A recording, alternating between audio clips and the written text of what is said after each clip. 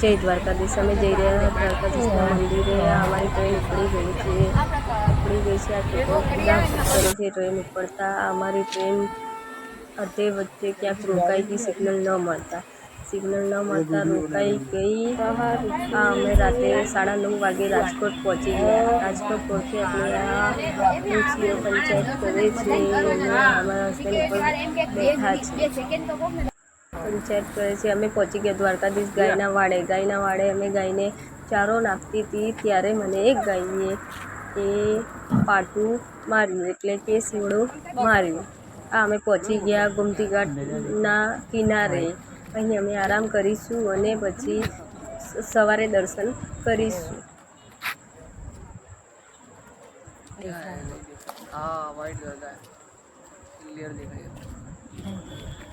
સવારે દર્શન કરવા નીકળ્યા ત્યારે અમે આ ફોટા પાડ્યા।